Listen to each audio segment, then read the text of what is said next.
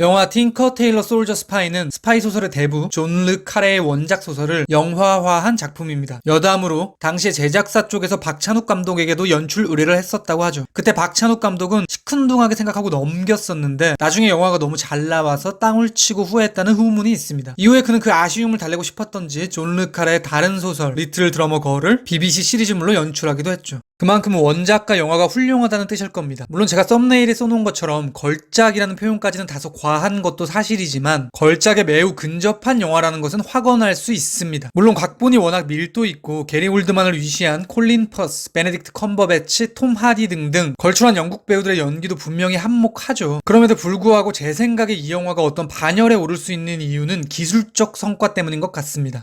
다소 추상적인 표현이지만 이 영화는 우리가 어떤 세계적인 명화를 볼 때 이따금씩 느끼는 감정의 파도가 밀려오는 듯한 뜨거운 감흥은 없습니다. 대신 아주 유려한 실력을 가진 장인이 한 땀 한 땀 직조해낸 절제된 장인 정신이 느껴지는 영화입니다. 말하자면 TTSS는 아티스트의 영화라기보다는 마스터의 영화인 거죠. 그중 가장 눈에 띄는 것이 두 가지인데요. 카메라 혹은 편집 그리고 소리 혹은 음악 그에 대한 이야기를 비롯해서 영화 속에 숨어있는 진짜 스파이에 대한 이야기 지금 시작합니다.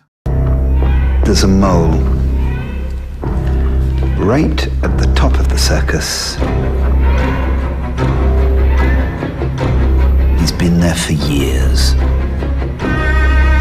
틴커 테일러 솔저 스파이는 제목에서 드러나듯 70년대 영국을 배경으로 한 첩보물입니다. 조금 더 디테일하게 들어가면 서커스라는 이름의 영국 정보원에서 두더지라고 일컬어지는 내부의 첩자를 솎아내는 이야기죠. 말하자면 영화에 나오는 5에서 6명 정도의 주요 인물들 사이에서 누가 우리 편이고 누가 상대편인지를 모르는 상황입니다. 이때 영화는 카메라와 편집으로 그러한 아슬아슬한 상황을 지속적으로 형식화하죠.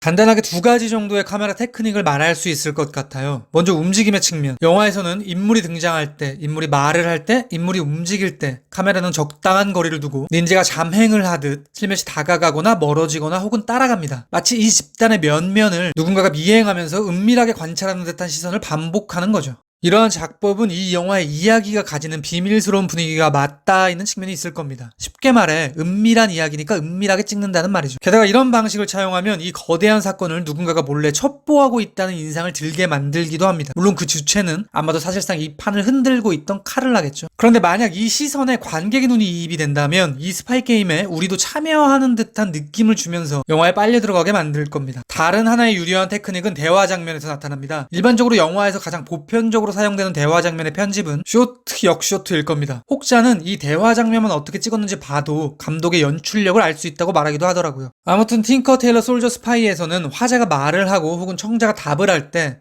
갑자기 카메라가 창문 밖이나 상살 밖으로 나간 채 그들을 비춘다든지 혹은 듣고 있는 상대의 얼굴이 포커싱 아웃되면서 그의 외양이 불투명하게 되어버린다든지 등등의 방법으로 대화 장면을 축조해냅니다. 말하자면 서로가 서로를 믿을 수 없는 이 상황에서 이들 간의 유대의 연약함 혹은 불신의 분위기를 이렇게 대화 장면의 편집으로 드러내는 거죠. 이 영화에서 가장 명장면 중 하나로 꼽힐 만한 장면 역시 카메라와 관련이 있습니다. 푸어맨, 즉 제리 웨스터비를 색출해내는 장면인데요. 조지 스마일리 일행은 활주로로 그를 반강제적으로 데리고 갑니다. 거기서 조지가 제리를 압박해 나갈 때 뒤에서 비행기 한 대가 착륙해서 다가오죠. 저 비행기는 제리 웨스터비를 협박하는 수단입니다. 너 지금 사실대로 얘기 안 하면 저것 타고 러시아로 방출된다. 정확하진 않은데요. 이 장면을 2000mm의 심도 깊은 망원 렌즈로 찍었다고 알고 있어요. 아마 현장에서 실제로 저 비행기는 굉장히 뒤에 있을 겁니다. 근데 심도를 이렇게 깊게 하니까 저 멀리 있는 물체가 상당히 근접해 있는 듯한 압도감을 만들어내죠. 게다가 비행기가 점점 다가오면서 포커싱이 맞춰지기도 합니다. 이는 제리의 불안한 심리 그리고 뭔가 진실이 조금씩 드러나는 상황과 완전히 맞아떨어지는 훌륭한 연출이라고 생각합니다. 다음은 음악 혹은 소리의 측면입니다. 일단 기본적으로 TTSS에서 극적인 음악은 그리 많이 등장하지 않습니다. 제 기억에 2번 정도 나와요. 리키타르가 러시아의 일화를 반추할 때 어떤 클럽에 들어가는 장면, 그리고 조지 스마일리가 사건을 해결하고 사무실로 복귀하는 마지막 장면 정도? 그 외에는 차분하고 절제된 음악으로 일관합니다. 이 영화의 성격, 그러니까 묵직한 첩보물 혹은 느와르적인 분위기와 완전히 맞아떨어지는 거죠. 게다가 영화에서 소리의 사용도 주제와 맞닿습니다. 예를 들면 이 영화의 거의 첫 시퀀스가 헝가리로 날아간 짐 프리도가 헝가리 측 밀정과 접촉하다가 총에 맞는 장면이죠. 부다페스트의 웅장한 골목에 위치한 노천 카페 같은 곳에서 긴장감 있는 분위기로 두 남자는 대화를 합니다. 그때 주변에 식은땀을 흘리면서 서빙하는 남자, 아이에게 젖을 물리는 여자, 창문으로 쳐다보는 할머니, 어느 상점에서 들리는 음악 등등이 막 교차되면서 상황을 옥죄죠. 저는 이 장면에서 아이러니하다고 생각했던 게 은밀한 이야기를 나누기 때문에 둘은 조근조근하게 대화를 하는데 공간이 소리가 울리는 공간이라는 점이에요. 그래서 그 이야기가 생각보다 크게 들립니다. 그러니 그들 주변의 정체를 알 수 없는 인물들에게 누설 가능성이라는 긴장감을 만들어내죠. 심지어 영화에서 자꾸 상황과 전혀 어울리지 않은 외부의 음악들이 개입을 하면서 불협화음을 만들어내기도 합니다.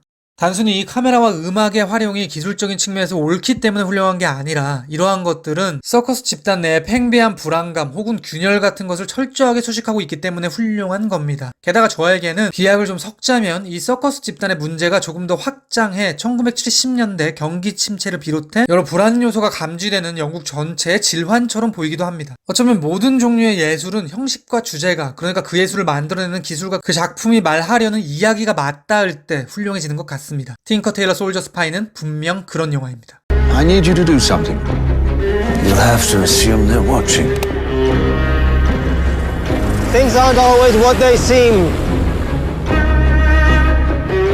Moscow's planted the mole. 영화에서는 결국 빌 헤이든이 스파이인 것으로 밝혀지죠. 그리고 그의 전우인 짐 프리도도 모든 것을 알고 있었던 것으로 드러납니다. 그럼에도 불구하고 저는 이 영화가 끝났을 때 개운하지 않더라고요. 그러니까 조지 스마일리가 사무실로 복귀해 보스의 자리에 앉았을 때 일반적인 영화라면 뜨거워져야 정상일 텐데 저는 뭔가 찝찝했습니다. 그때 울려 퍼지는 훌리오 이글레시아스의 라 메르가 극단적으로 말해서 조롱처럼 보이기도 했습니다.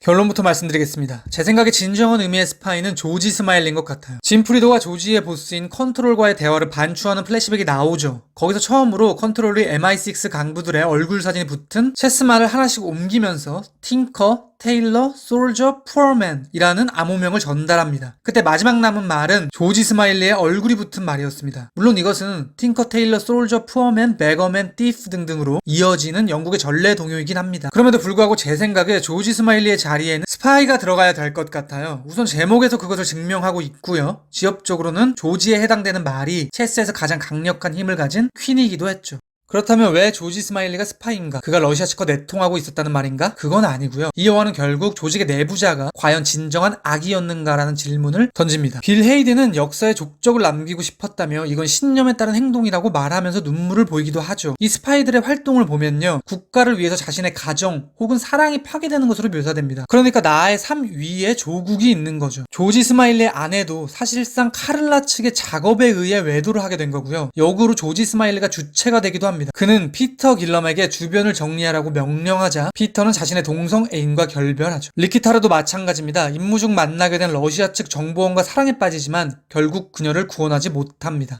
그리고 무엇보다 제 생각에 빌 헤이든과 짐 프리도는 단순한 전우가 아니라 사랑하는 관계였던 것 같아요. 영화의 마지막에 저격을 할 때 두 사람의 눈에서 동시에 눈물이 흘러내리고 있죠. 조지 스마일리가 옛 정보원 코니 잭스를 찾아갔을 때 그들이 앉은 소파의 맞은편에 젊은 커플이 키스를 하며 에로틱한 분위기를 내고 있습니다. 코니 잭스는 은근히 추파를 던지는 듯 이렇게 말하기도 하죠. 요즘 욕구불만이다. 그러니까 이 공간에 성적인 공기가 감돌기 시작합니다. 그때 빌 헤이든과 짐 프리도가 어깨동무를 하고 있는 과거의 사진이 딱 등장하죠. 말하자면 그들도 이 공기에 묶이는 겁니다. 그러니까 이 작전은 이렇게 개인사가 다 붕괴되면서 결론 지어진 색출 작업인 거죠. 그런데 조지 스마일리만큼은 아내가 돌아오며 모든 게 회복되는 것처럼 보이는 거예요. 어떤 면에서 가족 이야기를 하며 카를라를 협박했던 조지와 조지의 아내가 아킬레스건이라는 것을 간파하고 조지의 가족 문제를 건드린 카를라는 데칼코마니처럼 보이기도 하는 거죠. 실제로 카를라의 얼굴은 영화에서 단 한 번도 안 나옵니다. 이것이 조지의 라이터가 상징적인 이유이기도 한 거죠. 그러니까 이 서커스 집단은 공산주의를 타도해서 우파 정권을 더 공고히 하려는 것이 목적인 조직인데요. 사실상 적들과 우리가 거울을 보듯 동일한 모습을 하고 있는 겁니다. 이 영화를 끝까지 목도하고 나면 우파와 좌파, 보수와 진보, 공산주의와 자본주의는 결국 가족 혹은 개인사라는 이슈에 비해 한없이 유약한 것은 아닐까라는 생각이 들기도 합니다. 지금까지 틴커 테일러 솔저 스파이에 대한 저의 헐거운 리뷰였습니다. 들어주셔서 감사합니다.